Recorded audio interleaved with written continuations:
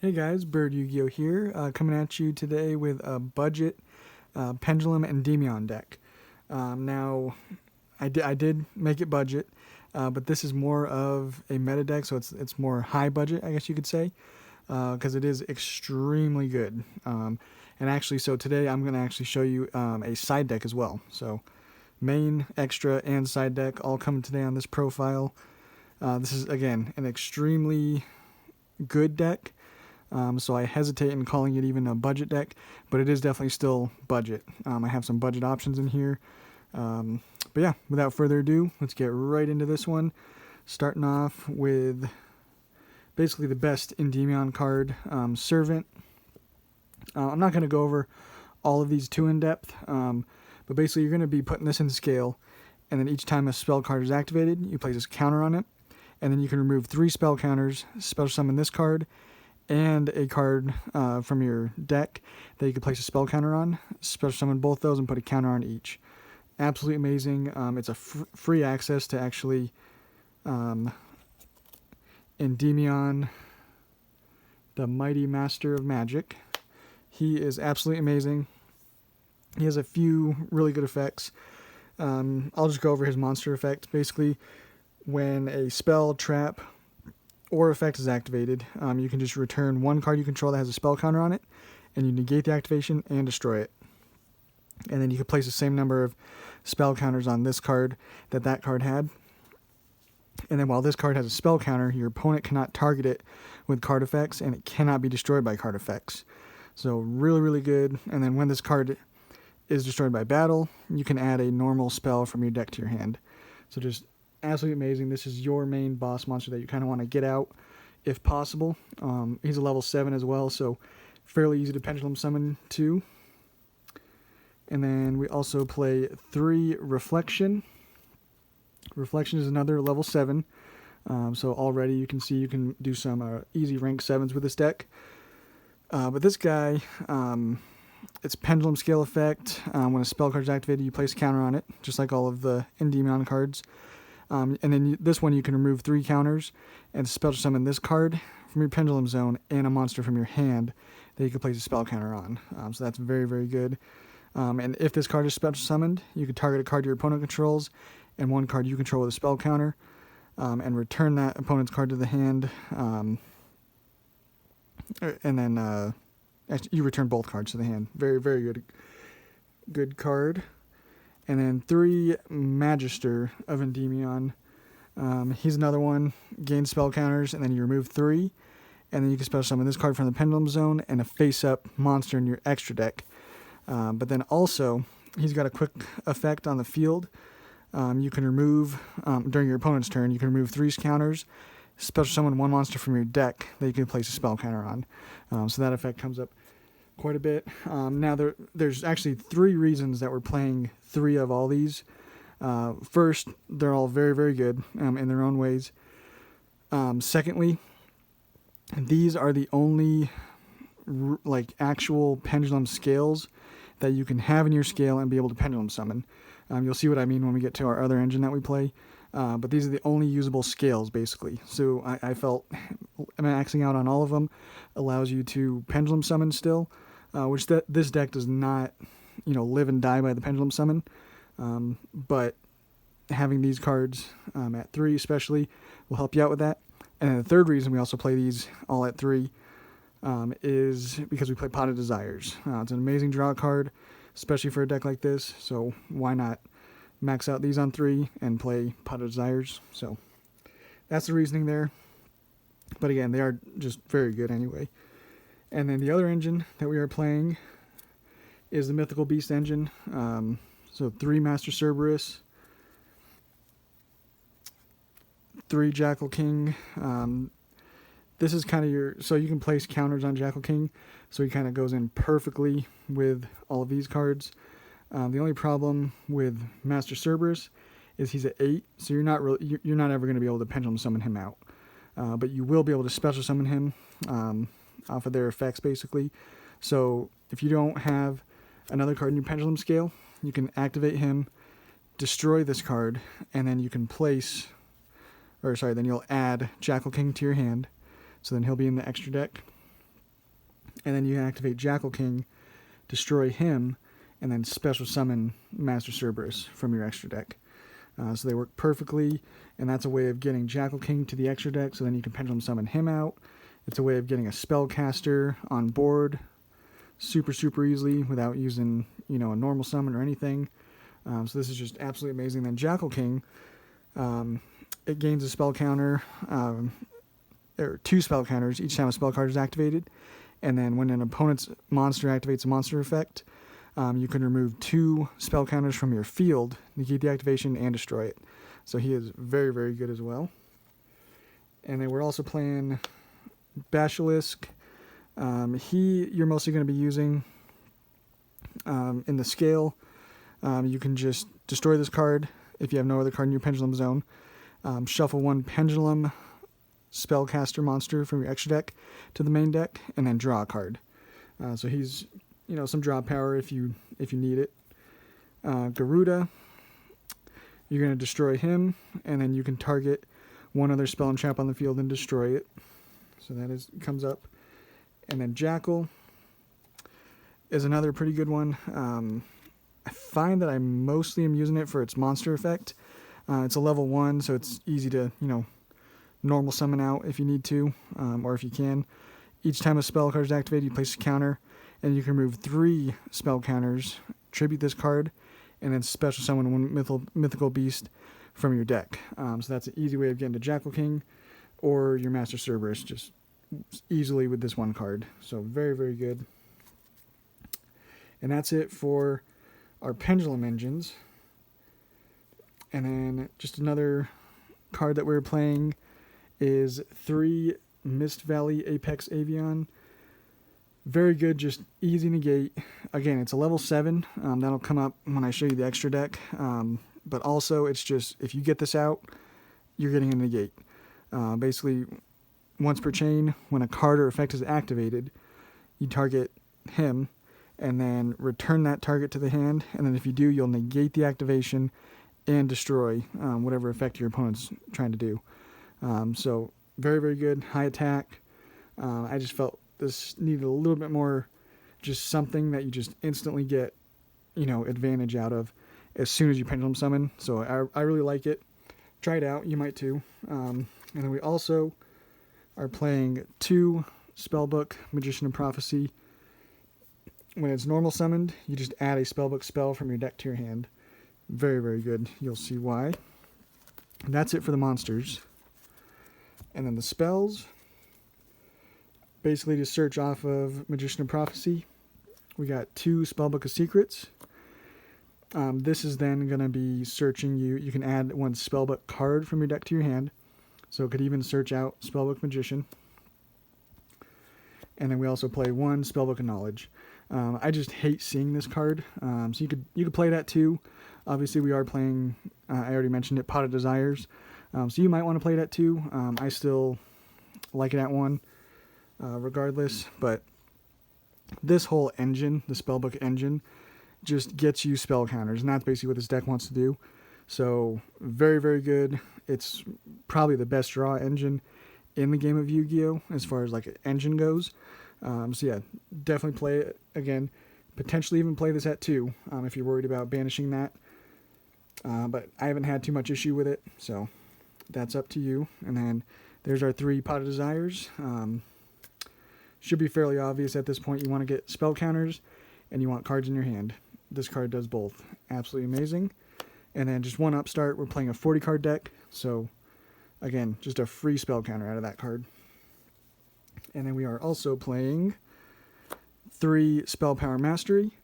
This is again one that can potentially get you 2 spell counters on a card, plus search you an Endymion card. So absolutely a must-have at 3.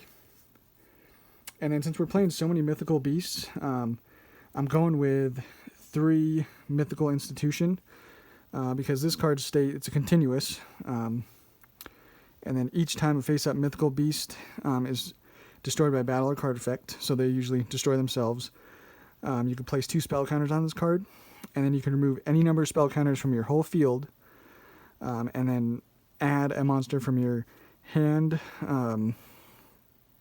Add a monster to your hand from your deck, or face up on your extra deck with a level equal to the number you remove. So if you remove 4 spell counters, you can add a monster with that's a level 4. So very, very good card. And obviously, even with just 1 spell counter, you can search out your Jackal, which, like I said, is a pretty decent card.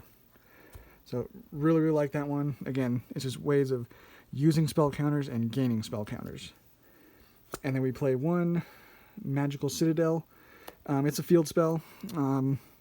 Again, it's this more is just going to be collecting your spell counters. And then also, if you would activate a card effect by removing spell counters, you can remove them from this card instead. So again, this card holds spell counters, and then you can use these spell counters for any effect that you have going off that uses them. And then the last 2 cards, Monster Reborn. It comes up every now and then. It's nice to have. And then Instant Fusion is just a way of getting to a Spellcaster Extender. You'll see what I mean when we get to the extra deck. So that is it for the main deck. Again, stuck with 40. We want to be as consistent as possible with this deck. For the extra, 2 Selene. This is probably the most expensive card in the whole entire deck. You definitely don't need to play 3. I would suggest playing 2. It's an amazing card that you always want to have the ability to go into. If it's link summoned, you'll place spell counters on it equal to the number of spells on the field and in the graveyards. So both players' graveyards. So you could potentially get a bunch of spell counters just right away on this card. And while an Endymion card is on the field, your opponent's monsters cannot target this card for attacks. So like say you have her and Endymion the Mighty Master. He can't be destroyed by battle. And so basically they're going to be, he can only be destroyed by battle. And then your opponent's monsters cannot target this card for attacks. So it's kind of a cool little thing there. They're forced to attack the Endymion when they more than likely would want to attack the Selene, and then you can use, remove spell counters from both of them. It's just pretty cool how they both kind of have a lockout effect to protect them. But then the main reason we're playing her is during the main phase, you can remove 3 spell counters from your field and special summon 1 spellcaster from your hand or your graveyard in defense position to a zone this points to. So again, just another free card. Really, really good. And then we play 1 Crowley. This is your way of just super, super easily getting into your spellbook engine. Because when this card's link summoned, you just reveal 3 spellbook cards with different names from your deck, and your opponent randomly picks 1 for you to add to your hand. Also, it's got a pretty cool effect. Whoops, sorry, move the camera there. Each turn, 1 level 5 or higher spellcaster monster you normal summon can be summoned without tributing. So you could potentially get out, a Jackal King if you didn't use your normal summon, just straight up normal summon it without having to tribute because it's a level 6, or any of your other Reflection or Endymion, you can get them out as well. So that's an effect that a lot of people aren't using. But again, if you're searching the spellbook cards, you're more than likely going to want to use that normal summon on your Magician of Prophecy anyway. So it doesn't come up too often, but it can. And then we're also playing a Cross Sheep. This is really cool because we are playing, obviously, so many level 7s. So we are playing the Odd Eyes Absolute. And so if you can make an Odd Eyes Absolute and then have another card and then link them into Cross Sheep, you'll then special summon the Odd Eyes Vortex and then be able to special summon a level 4 or lower monster from your graveyard for free based off of Cross Sheep. So that doesn't always happen because there's not too many monsters you're going to be having in your grave. But if it comes up, it's really, really good. So definitely check that card out. And then Daybreaker. the Shining Magical Warrior is a pretty good one. Just requires 2 spellcasters. If it's link summoned, you'll place a spell counter on it, and it gains 300 attack for each spell counter on it. And then if a spellcaster monster is spell summoned to a zone this card points to, you place another counter. And then you can remove 2 spell counters from this card, target a face-up, 1 card on the field, and destroy it. So you can potentially just be some really good destruction. He's also yet another way of just holding counters, because almost most of the cards just say remove counters from anywhere on the field. So just another way of holding counters. He's pretty cool. Draco, Masters of the Tenyi. He's okay. I'm usually not making him first. You got a lot of these other ones that are way better. But later on, when you have more cards in your extra deck, he's going to be opening up 3 zones, and he also can't be destroyed by battle with an effect monster. So that's kind of cool. But mostly I'm using him if I want to open up 3 zones for pendulum summoning. He's really cool. And then just some generic kind of removal stuff. Phoenix, getting rid of spells and traps, and then Unicorn for just returning a card to the deck. Pretty good. And the last link is Saryuja. Most of the time, you're actually not going to be making it because you'll have Celine or Crowley, and then a Jackal King or 2, and then maybe Reflection or Endymion. And so you would rather probably just sit on those cards rather than use them to make a Saryuja. Most of the time, you'll easily have enough monsters to make a Saryuja. But unless you need to make it, I find I'm just better off sticking with my effect monsters, just staying on board. But it is nice to have. So, and then for XYZ, playing Norito, you do play the 3 Jackal King. So I felt if you're gonna use those Jackal Kings for a XYZ summon, this is probably the only thing I want to take them away for, because you can discard when an opponent activates a spell or trap. You just detach 1, negate it, and destroy it. So it becomes just very, very good. 2,700 attack. Very good card. And then we also play Odd Eyes Absolute. And then you always use that, link it away, and make... and then it will special summon Odd Eyes Vortex, which is absolutely amazing, going first or second. So going first, you're just going to shuffle a face-up pendulum monster from your extra deck into the deck, negate the activation, and destroy when your opponent activates a spell, trap, or monster effect. Extremely, extremely good. And then going second, if this card is special summoned, you just target a face-up attack position monster your opponent controls and return to the hand. So that'll get rid of problematic links that your opponent makes. So very, very good. I love this package. And I love it so much that I'm actually playing 2. So there's actually 9 level 7s in this main deck. So I just wanted, like I said, going first, you can make one, and then going second, make another one. If you have 2 Odd Eyes Vortex, you obviously can't use both of their effects. But just having 2 cards, 2,500 attack, 3,000 defense, one that can negate, and then the other one, when you special summon it, you're going to return a monster to the hand. I just found it was too powerful and too easy to go into. So I decided to just play 2 of each. Very, very good. And the last card is Thousand Eyes Restrict. That's our instant fusion target. Going second, you're going to be just targeting a monster your opponent controls and equip it to this card.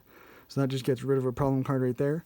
And then going first, you're usually going to be, because it's a spellcaster, using it to go into Crowley, Celine, again, without using a normal summon. Just easily go into whatever you need to. So just an extender. So that is the extra deck.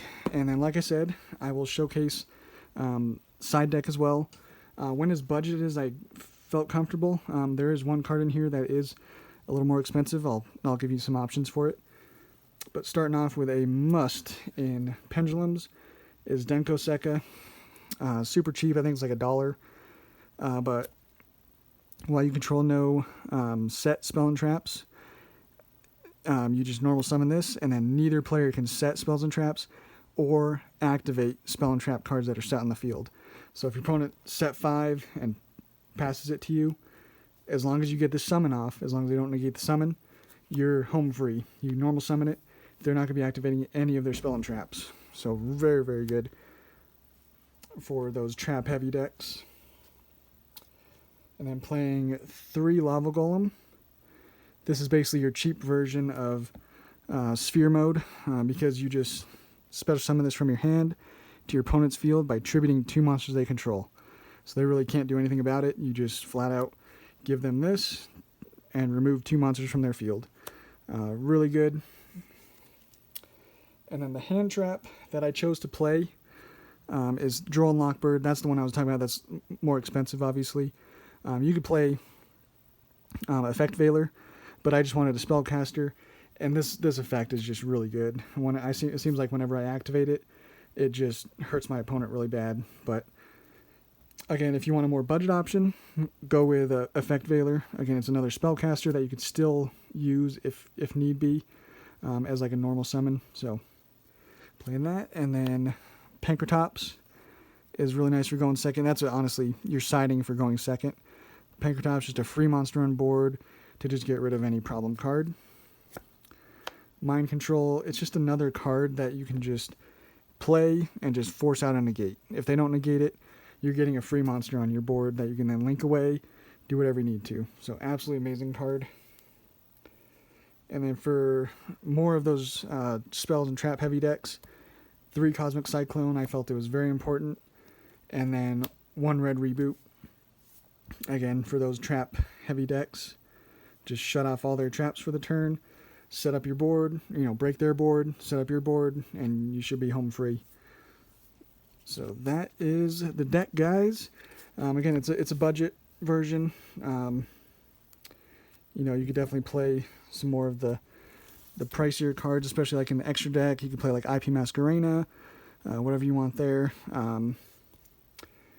And then you don't have to play as large of a Mythical Beast engine if you don't want to. I think Master Cerberus is a little pricey now. I'm not too sure. But you can definitely bump it down to 2. The engine actually is still necessary, I feel, if you're playing this version. But yeah, nonetheless, that's the deck, guys. And we'll catch you on the next one.